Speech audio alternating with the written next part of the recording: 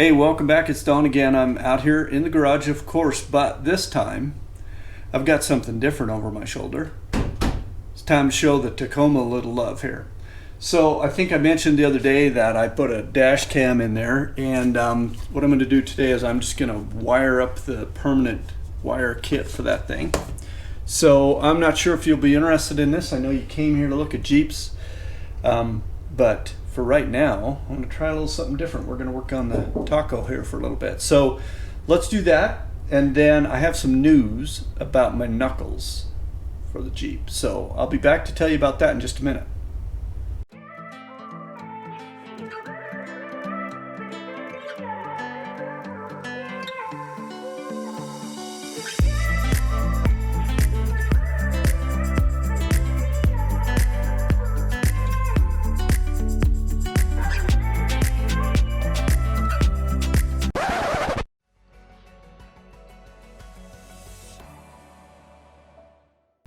Okay, well, 6 states got their work done here. So here's my knuckles back. They did make it all the way to the end of the counter with their little piece of paper, and they pressed out the old bushing or the old ball joints, pressed in the new ones, and the only thing I'm lacking is they do have holes in them for grease zerks, and what came with the ball joint kit is just plugs. So I think I'm going to see about getting some grease zerks in there. And then obviously you can tell that they are going to need a little spray can love as we paint them up. Get them looking as good as the rest of the Jeep. Can't put them back on there looking that gnarly, can we? So anyway, got those back, but as I mentioned, going to do a little work on the Tacoma here first, and I'm not really sure if you're going to care to see that, but I'll stick the camera up and let you watch over my shoulder just in case you do. And then we'll get back to working on Jeep stuff here. Alright, well, I decided to not do the taco project today. I'm going to have to go out through the firewall and get into the fuse panel under the hood, I think. And I need to go out through there anyway with some wiring, because I've got a little thing that goes into one of my blank switch ports in the dash there. That is got my dual battery gauge, so I can see both the batteries voltage. I need to get those wired anyway, so I'm going to do all that all together. So I'm going to get back over on those knuckles. I'm going to clean those up and get them ready for paint, and then get them painted and get them ready to go back on the Jeep. So let's do that.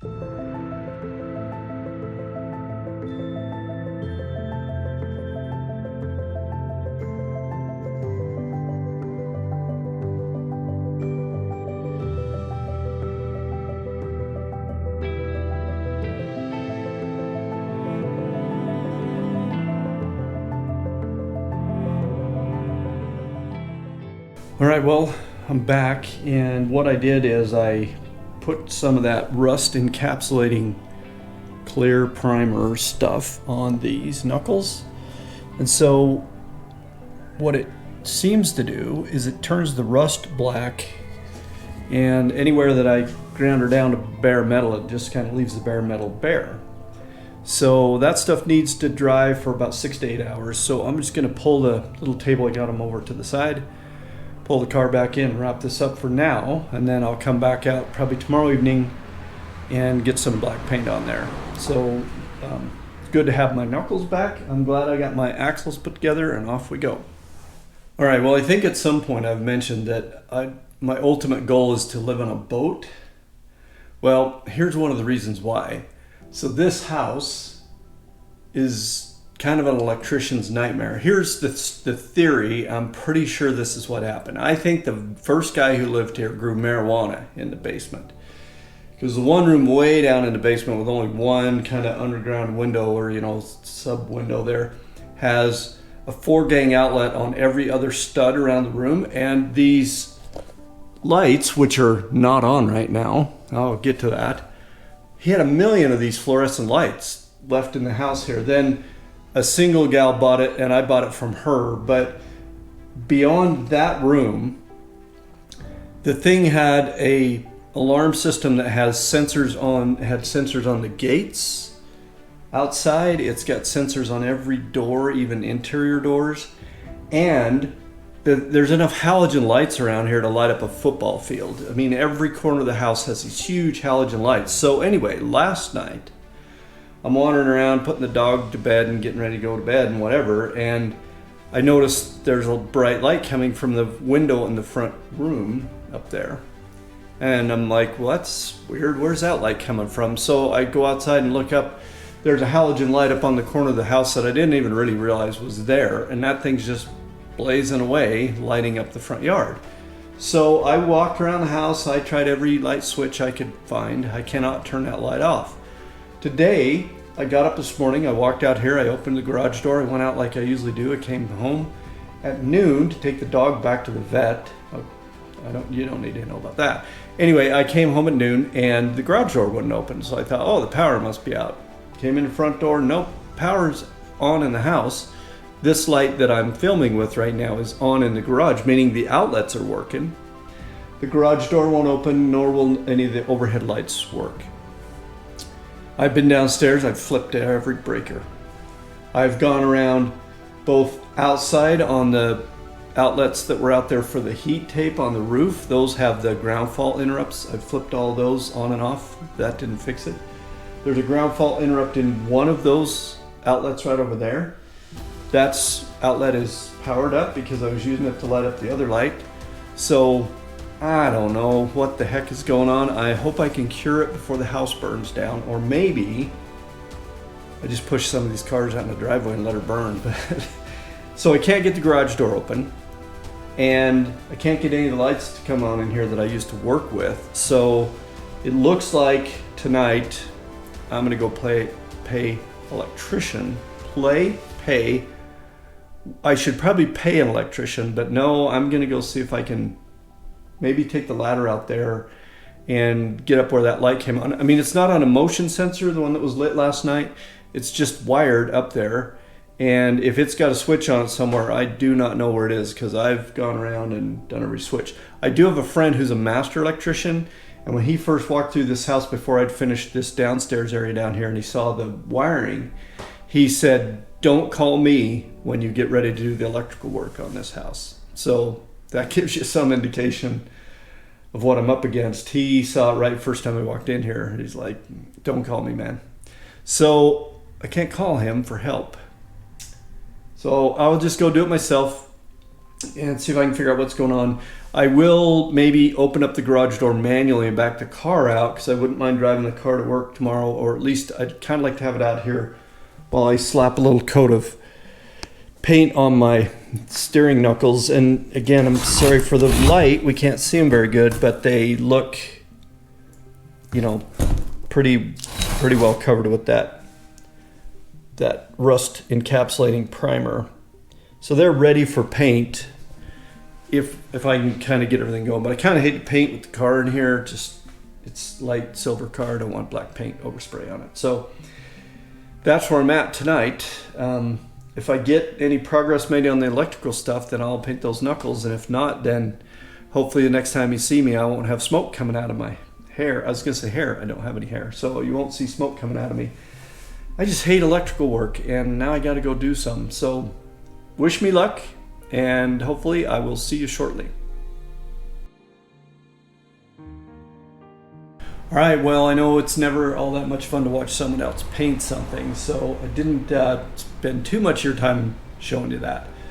But I did slap a coat of paint on the knuckles. I have an extension cord run up to the roof up here where the lights are, and I have the garage door opener plugged into that same thing. I've got half of the garage has no power.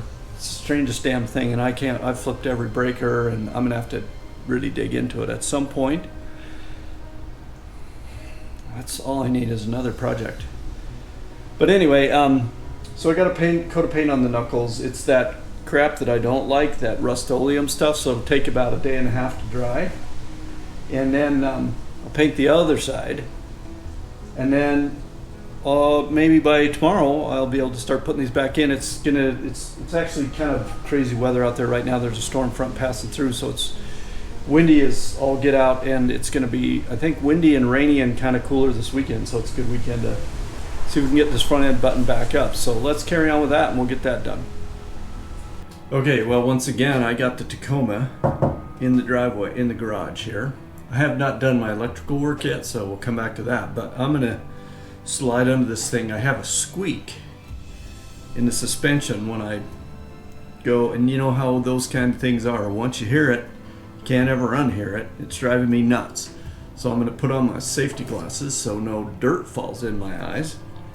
And we're going to have a slide under this thing and see if we can figure out what's making all the racket, and then figure out what we need to do about it.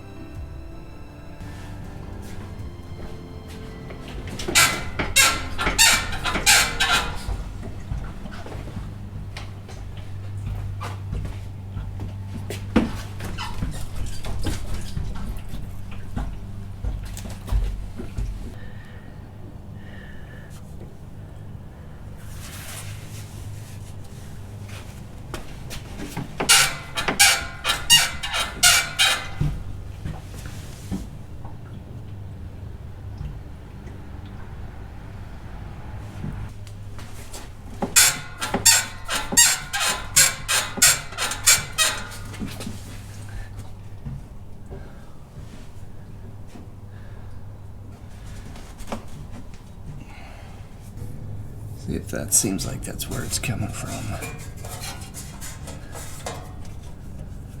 Kind of feel like maybe it's that bushing right there, or stabilizer bar maybe.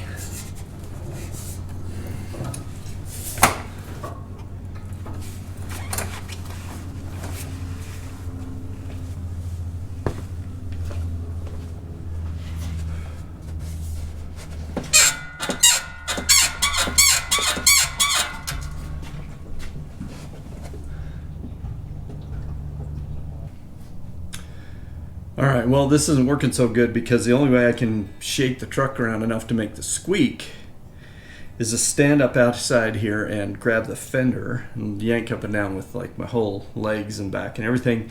When I'm laying on my back on the creeper, I can't get enough leverage to do that. So I put the camera down there, as you'll see, right close to it. I doubt it's going to be directional enough to show us what's going on there, but I may have to wait until one of the girls comes over and have them land there and tell me if they can figure out where the squeak is coming from. So what that leaves us at is electrician time. Can't put it off anymore. It's time to start tracing down some wires and see if we can figure out what's going on with this silly garage, so I can keep the project moving along. I did set my steering knuckles out in the sun, warm them up a little bit, and I'll put one more coat of that great Rust-Oleum flat black paint on there, and then I'll start letting that dry, and then by about, like I said, day and a half, 2 weeks from now, it'll be dry enough to put it back together. I found it, I think. So here's wiring, box switches. Here's one like literally 2 studs over. This is the main one that runs the garage, the porch or the outside lights, and the lights up there. Look at that. Son of a. So I put, well, it'll beep that out. Sorry. I put the tone generator on there, and I came down here in the basement, and it's a little dark down here, but I found big wad of cable, wadded up, shoved up there. So I pulled that down. There's a piece of tape on it that says Southwest Lights something or other, some word I can't understand. But anyway, so I'm kind of toning that wire out. It's this wire right here. It goes inside the little spot down here where the safe is. Yes, this guy had a safe, because of course he did. And what do I find but another GFI outlet down here inside of the closet down here that was tripped. Plug that dude back in, go out there. Garage is working.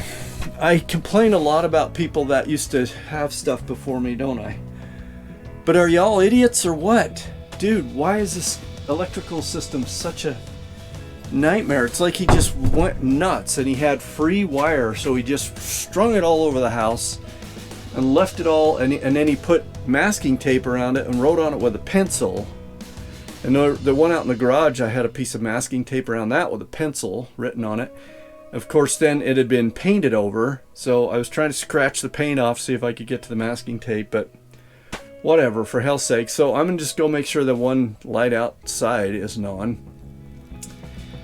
And I solved my electrical problems, at least, it looks like. I did not know there was a GFI outlet in there. Remember I said I went around the house and I flipped every switch, I tripped every breaker, I manually reset every GFI outlet I could find. I did not know there was one hidden in the closet down there, so whatever. All right, well, I'm ready to put the little grease fittings in the ball joints, and I was thinking that what they sent me in the envelope was a cap, like to put a little grease in and plug it. But once I got them out of the thing, I'm gonna see if I can show you this. It's pretty small, but it's not a cap. It's a little needle fitting. So I have everything I need now. I just need to go put those in, and then you instead of a regular grease fitting that goes over the top of your zerk, these kind of go in with a little needle greaser. So that's how you grease them. So I'm gonna go put those in now, and I've got these things sitting out in the sun so they can dry, so we can start getting them back on the front of the Jeep. So let's go do that.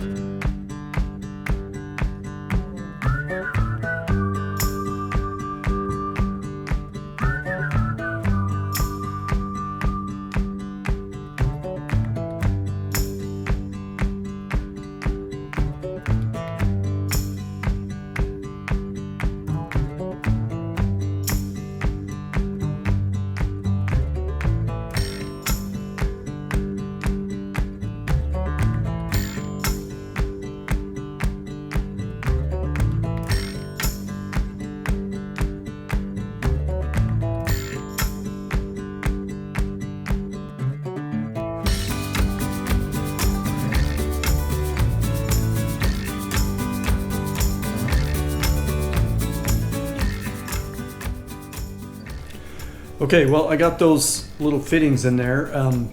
Just for the sake of keeping you posted, it took a 7mm socket to put those in. I didn't put them in very tight. I didn't want to twist one of those off, so I just had my little 1/4" ratchet and I just snugged them up. And I don't think I have one of those needle greasers, the little grease tube, so I'll have to get one of those, but it's just a fitting that screws on the end of your grease gun, so not a big deal. I'll get one of those, and I'm gonna let those things sit in the sun for a little bit longer, get that paint dried up really good. You'll see I pulled the tape off my grease caps there. So I'll get those up in here pretty quick, and I'll push the Jeep over at an angle so I can work on the front of it, and we'll see if we can't start putting this front end back together. That's exciting, isn't it? I'm excited. So I'll come back when I do that. All right, well, remember these shocks.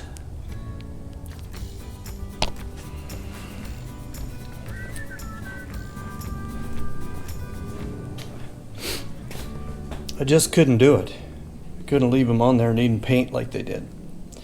So I took the wire brush to them, about 15-20 minutes with the brush. All the paint is off. Gonna slap a coat of primer on those and go get me some white paint and paint them back up. I just couldn't do it. I couldn't leave them on there all kind of rusty and nasty looking with everything else looking so nice.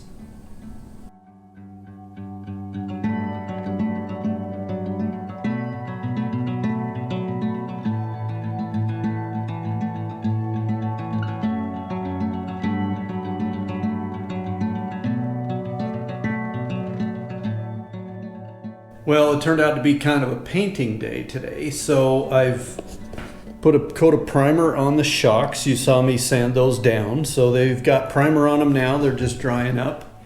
And over here, it might be getting a little dark up here, but I've just loosely put the knuckles in place. I haven't really set them in there yet, but I just stood them up there so that they can dry really nicely. This is the one that I still want to run a tap down that thread. And of course, that's where my shocks used to be. They're over there now. So, so I ran down to the auto parts store and I got me some gloss white paint to put over the top of that. Now, you might be worried that I'm painting the shaft. I am not. I have tape around there. As you can see, there's tape right there. So I'll let that primer set and then I'll throw some white paint on there. I may see if I can clean up these boots a little bit. These were the red boots that go on there. So they had a red zip strip around the end, the bottom end here. But other than that, they're just pressed, just kind of stretched on there. So there's that. So methinks that this episode might be getting a little bit on the long side. And tomorrow's a big day to really put those knuckles back together. And I'm gonna kind of set the camera up close to me while I'm doing that and show you the whole mess. So I think I might just wrap this up for now. And when you next see me, we'll be putting the front end back together, hopefully far enough along to get some tires on the front. So that ought to be exciting. Let's see how that works out. Other than that, I'll see you next time around, and thanks for watching.